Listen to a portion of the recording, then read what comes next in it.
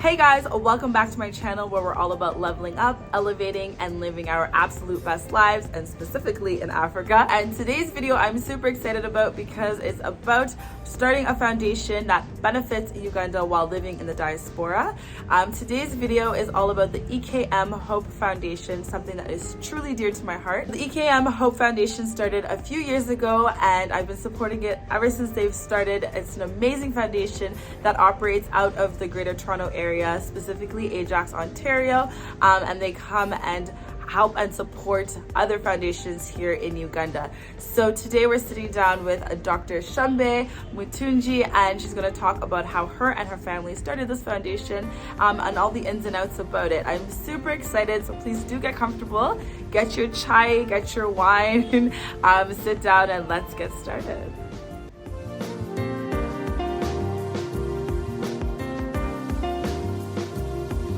Hey guys, so we're here with Shambe, one of the founders of EKM Foundation. I'm super excited because I know that a lot of people were interested in information on starting a foundation that supports the, while living in the diaspora, that supports Uganda and Africa. And I was like, who better than to ask? But obviously you and the EKM Foundation, it's a foundation that I have been also running for and being a part of for many years now, so, and very dear to our hearts. So I'm super excited. Thank you for coming on my channel.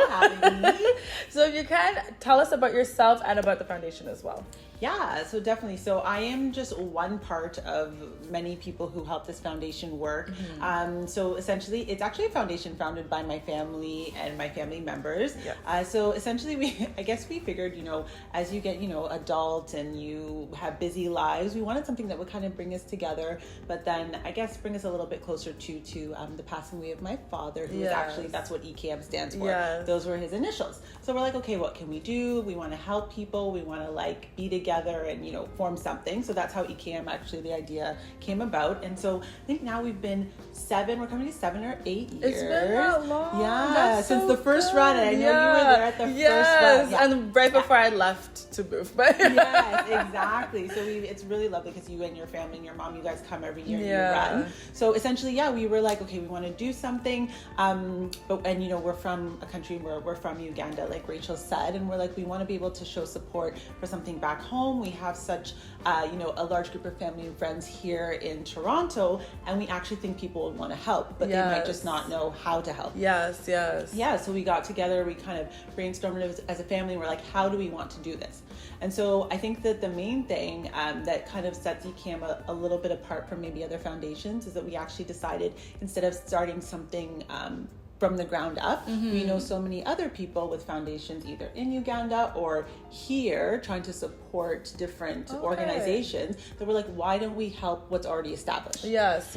So that's kind of more so what we actually do, is we actually look for other different organizations, NGOs, even sometimes just single causes that need funding or need help with usually projects that are finite, like something that we can see produced within a couple of months or a specific project, and then we try to raise funds and then donate money to that. Yeah, that's amazing. Actually, I didn't know that component of it. I thought it was like you guys were doing everything on your own, like even going down there and doing all of these things. So if you can touch on that, on like how you guys pick the projects, like what you look out for, just a little walkthrough. So actually a lot of it will be like through family, friends, and word of mouth.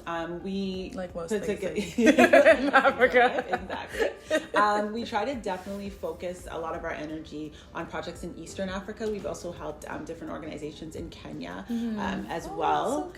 So we try to spread it out a little bit, and then also try to focus a little bit more on our local community too, because we were doing a lot of work back home, but we're like, okay, in our community where we live, which is a little bit outside of Toronto, there are also some different organizations or individuals that might need some support. So typically what we'll do is we have a major fundraising event, and those funds usually go to something like a larger project in Uganda. Then throughout the year we'll do like a bowling event or something like that. And raise funds for we've raised funds for young children trying to get money to go to become part of a soccer team. We raised money one time for a child who needed to have upgrades in a van because they were kind of like they couldn't get in and out of the van they have in like their wheelchairs. So just like local kids from our community, just and a lot of again like word of mouth. Like I know someone who needs these funds.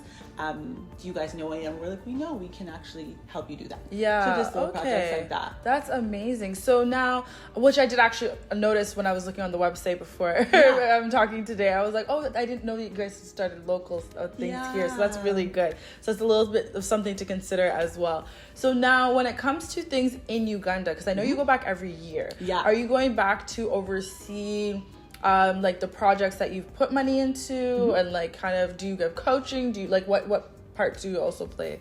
Yeah, so what we had actually been doing, which was actually a major part of what our vision was for EKM, is we were actually helping run medical camps. So we had done that. So like I said, we've been around for coming to 8 years, and so for the first like 4 years, and then COVID happened, so we had our first year, then the 4 years after that we had been going back home to be part of medical camps. So what we would do is we would try to bring supplies, sometimes personnel, like people would travel with us, and then used our funds to support the staff team running these medical camps. Okay. So specifically, like the camps would see, like it would be a lot, like over 500 people a day, and the camps would run for 7 days. So then obviously you can imagine that a camp that big needs a large staff. Yeah. Exactly. So what EKM would do would we support the staff. So I think the last camp we went to, which would have been February of 2019. Right. I think we had about 80 staff members, so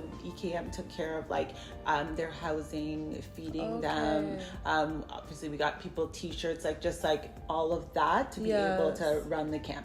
So we took a component of that and kind of made it ours, and now it's kind of a little confusing now with the pandemic. I was gonna ask that next. Because who knows when we'll be able to, because there's a lot of people in one place, and then obviously a lot of people traveling, people from the States, people from Canada, people coming from across the country, so we're not sure how that's gonna look in the future. So we've kind of had to like regroup as an organization to figure out like what does the future look like, because we don't COVID know. World.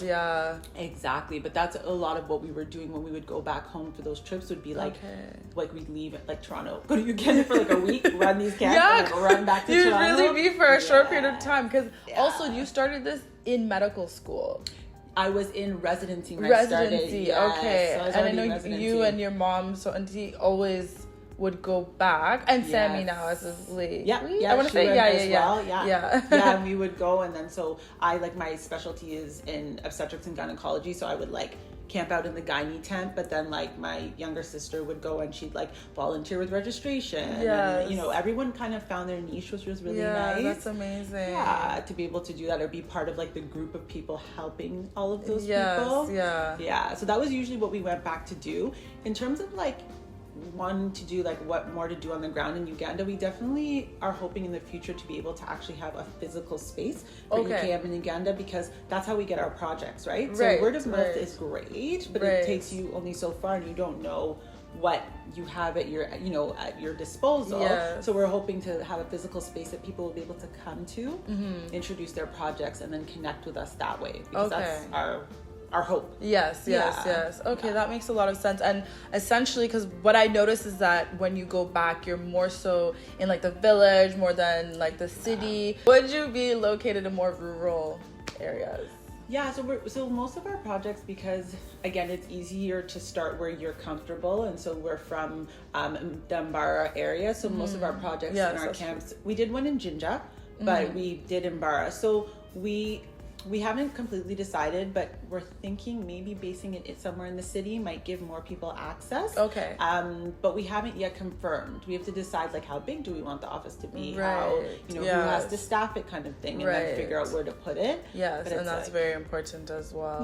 So how has it been every time that you've gone back working with fellow staff members, maybe fellow doctors and everything like that? Was it an easy transition? Was it a bit more difficult? You know what? It was actually, first of all, everyone was so welcoming, because you're coming to do something where like everyone is exactly welcoming. You're trying to do something and achieve something together. So most of the team we work with, we're trying to help like their local community. So I think when people could see that you're coming in and also like being from that place probably also added to it. So like the staff would be welcoming. They want to, tell us what they know, because it's also like coming from a medical background, how we do medicine here is very different than how they do it in the outskirts of Bambara. Yeah, so that's also true. like me like picking up things and learning more and getting experience, but also telling about like what I know. So I definitely think that like it was so collegial and like so nice to work with like your own people to help people, but then coming from bringing a different perspective to it. So it was really nice. Oh, that's amazing. So now with the projects that say like started that you supported 8 years ago, do you do follow-ups with them? Like, do you guys do follow-ups with them to this day, or is it like maybe like a year support? Has anyone ever gotten support twice from you guys? Like, how does so what we've done, so we had those projects. So I talked about how we do the camps, and they kind of be, and the camps were kind of like a one-off, and then you go back, and what would happen with the camps is they would shift to different areas. And at that time we were working with an organization called Bulamu. So every time they would put their camp, we would kind of jump on it. So those two were more like finite projects, and then the camp changes. What we did want to do, like as we noticed, the more that we would be working, and we'd see similar faces again. We'd have some of the same school medical students or nurses come back and work with us. We're like, how do we support people more long term? So it's a good question you're asking, because you don't want to just jump in and leave and for a moment in time, exactly, and not leave a legacy or something lasting. So we definitely have started like something to support students who work in the healthcare. So we have like a scholarship. I think it's kind of like a scholarship. So we give money or funding to, and the way we chose them were students who worked with us in the camps. Oh, that's really good. So we were able to like give them financial support for them to continue their education. I know the last 2 nursing students we gave it to were like, I think they had just finished nursing, and they were doing like a second degree on top of that. So they've been doing really well. And it's funny because I keep in touch with them, which is like really lovely. Yes, that's what I was wondering, of relationship building throughout. It's not just once, because I feel like that sometimes happens with people, especially in Africa or Asia, wherever it may be, where it's in the moment, and then like like those university trips, or high school, or when you go build a house and you're like, oh my god, I was impacted for 7 days, and then you like all you do for the rest of your life. It's like, I gave back to Africa for 7 days, so I'm done, thank you. No, I need that. And that's the thing, is like, and when you come from that and you see it so often, you're like, how did I change that mentality? Let's not. So it's so refreshing to hear that those nursing students have a relationship with the foundation. That's so good. They're really lovely. They like WhatsApp me every once in a while, and it's nice to see like where their journeys have gone. Exactly. See how impactful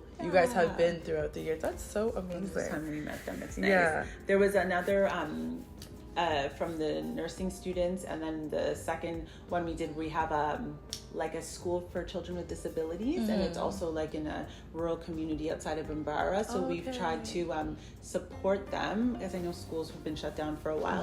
I think we've been the longest. At the schools. So I tried to support them to have like a nice meal I think it's once a month. EKM supports them to have like a nice meal that they all sit down together, that's maybe like a little bit different food than what they're used to every day.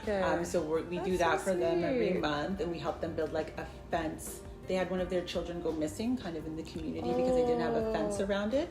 So we supported the fence, and then now we do the meal. So we want to keep that relationship with that school going. So those are more of the 2 like long term that we like get pictures or like try to keep track of. And hope to like continue to grow those relationships as 2 of them for now. That's amazing.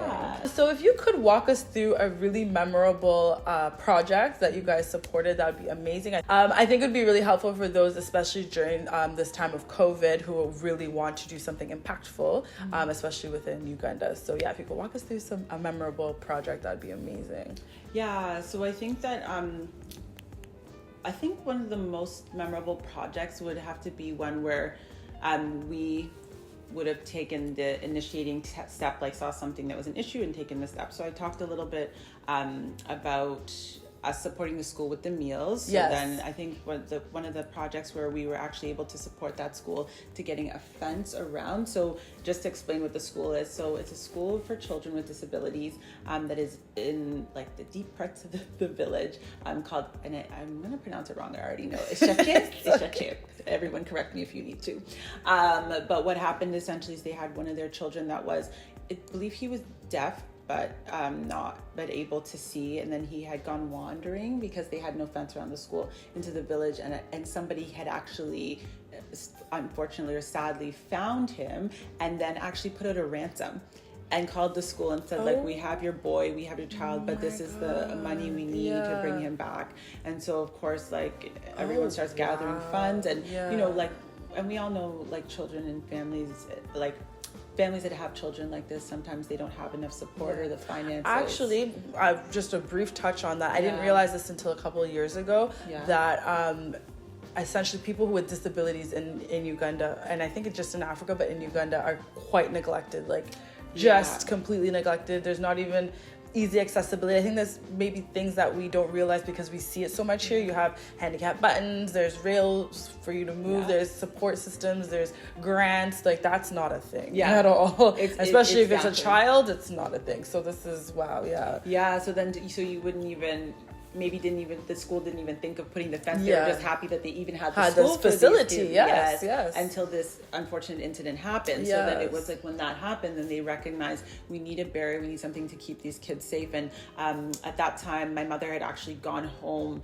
and visited the area, and this is where she had heard the story. And then she's like, guys, like, we have to do something. We have to, you know, help them keep these kids safe. So then one of our I think smaller fundraisers, it wasn't even one of the major ones, because the thing is when you look at the dollar value, sometimes it doesn't take a lot to do something very major back home. So then we were able to build a fence with a parameter around the, we'll show you pictures, like, around the school. So now it's like closed off and more secure, and then they have a garden. It actually makes sense. So nice. Yeah, which I think is, because I feel like that's like a long lasting thing, and hopefully like the school will grow, and you know, the support system they're giving the families and some of these children will just be good for the community. So I think that was like a lovely project. I felt like we saw something, identified it, actually put out the project, did the work, and like saw it actually come to fruition, which is really nice. That's amazing. I can't believe somebody did that though. That's the thing, is like, he didn't even go miss, like, they found him, and then what were they asking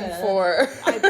And the amount was not, like, it was a lot of money. I don't know anything about shillings, but it must have been like a total like $200. Like, it wasn't even a lot, right? It's a village though, so it goes further. But even still, that's crazy. So eventually they paid it. They got the child back, but it's like the fact that happened. It's like, why? Right? Wow. All right. So, given that you're a foundation that's founded in the diaspora but supporting Africa, what type of support do you need from people who donate, from people physically, from people in Uganda, and people in Canada? So it's funny because our original supporters are our family and friends. And then since then, from like day one, as you know, you've seen like the run grow, the number of people grow every year. So nice. Yeah, such a community. Really it's a good time. So really, obviously continue to have the support of the people who support us already, who are here, to keep learning about the projects that we do or what we're interested in doing in the future. Like, we always try to advertise, we have this idea and we've looked up this project. So just to keep that support coming from here, and obviously keep coming to our run. It's like a 5K. So we always ask our friends and family to come to that and encourage that. And then in terms of the support from people back home, honestly, we just want to find more of where people need help. We had found one, I think our last run, we supported a lovely organization called 40 Smiles Over 40 Days. And that was, again, in Uganda. Yeah, it's really cute. You guys should check out their website. It's really nice. And that was through word of mouth. So just to, if you hear something or there's a project that you think it's interesting, and like I said, we like to support finite projects. Like, we've done like supporting like a chicken coop in Kenya after the flooding. I think for 40 really Smiles, like just like small things, because it makes it more attainable instead of something that's really large. And we're just a small organization. There's 6 of us on my exec team. So that's what we like. Like if you wanted like something small, just, you know, where our website is EKM Hope Foundation. Yes. So you just look it up and just send us a shout. So maybe that kind of thing, because sometimes we don't know, right? Yes. We don't know what we don't know until someone sends us a shout and says, hey, can you take a look at this? Yes. So maybe just, you know, if anyone has any ideas that we would love to hear, would be great.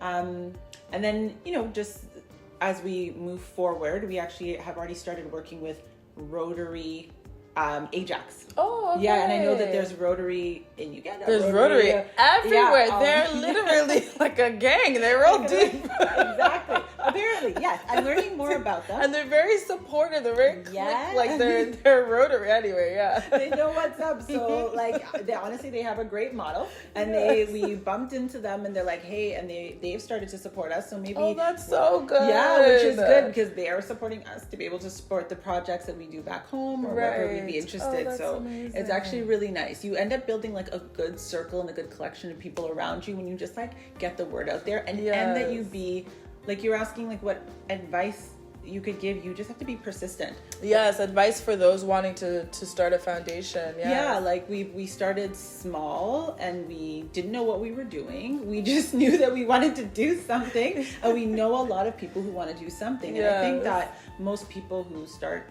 either NGOs or other charitable organizations, like there's something in your heart that says, I want to help someone, but you don't always know what to do. So just start small. Yes. Right? And that's exactly what you said earlier, that the dollar goes, so the power of the dollar, because just, dollar to shilling. Yeah. You can do just simple things, or what would seem as simple, and they're so impactful, and it's measurable for you to see because you'll see it with your own eyes. Yes. Like, I was able to do this, and this was the result. And like, how has it helped somebody? And you can really see, and it's beautiful. Yeah, and then you feel like, you know, you're on the grind every day, and you're like, okay, maybe this little thing that I did can help somebody.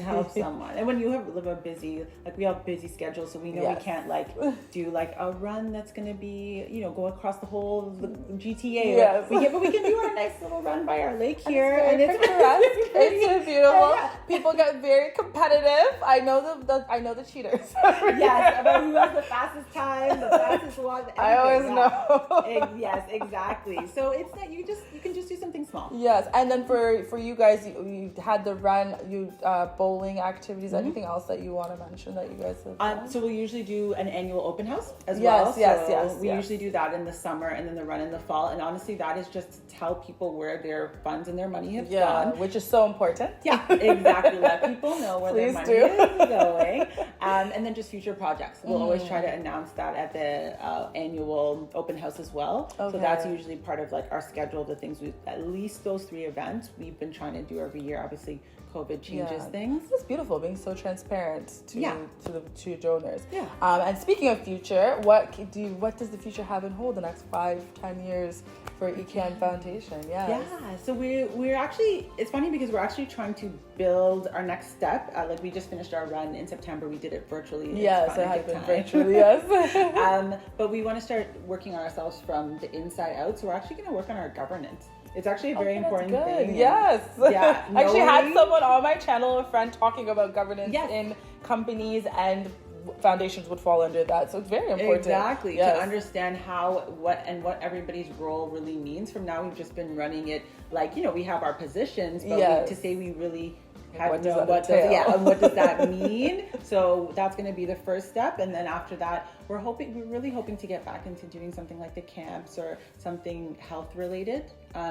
Back in Uganda again. That'd be really good. Yeah. So maybe once we're able to travel and move more freely, then we'll try to figure out what will be what that will look like. Yes. And then we were also very much interested in starting either a palliative care or diabetic clinic somewhere outside of Mbara. Yes. Because palliative care in Uganda, and you know, just helping people who you already know have a terminal illness walk through that illness pain-free. Yes. We've had some family members who that they didn't have that option. So that's another like one of our little passions. We have all these little things. No, that's so great though, because honestly, and it's good to hear, so people, like I was saying just before, just their donors will know where that you have a vision. Yes, exactly. And where their funds are going towards, and like especially that also you document it, there's photos, there's a beautiful website and all of that. And if you can touch on that as we wrap this video up, where can people find more information on EKM Foundation? Yeah, so definitely visit our website. We're at ekmhopefoundation.com. There's going to be information about all our projects, definitely how to contact us, send us a shout at ekmhopefoundation@gmail.com. We're always ready to answer your questions, or, you know, give you some advice if you want to start something or if you want our help, like, we're here. Yes. And she says this and she's like the busiest person that I know. But there's 5 other people also who can answer everything. It sounds good. That's amazing. Thank you so much, Shabay, for gracing my channel. Like always, everyone, please do remember to subscribe, hit the bell notification button. I'll leave all the information from this video down below in the description box. Otherwise, thank you guys so much for watching, and I'll check you in my next video. Bye, guys. Bye.